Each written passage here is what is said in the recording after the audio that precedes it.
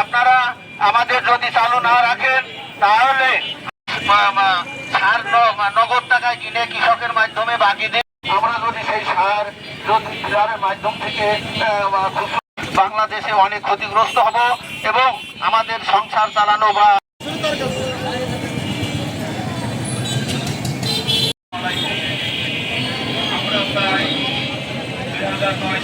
প্রজ্ঞাপন ইতিমধ্যে তৈরি হচ্ছে, যেটা আমরা খুঁজছি ডিলার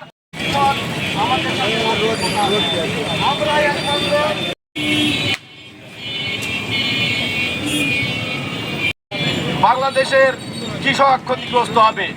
পাশাপাশি হবে এবং উপদেষ্টা মণ্ডলীর কাছে আমাদের দাবি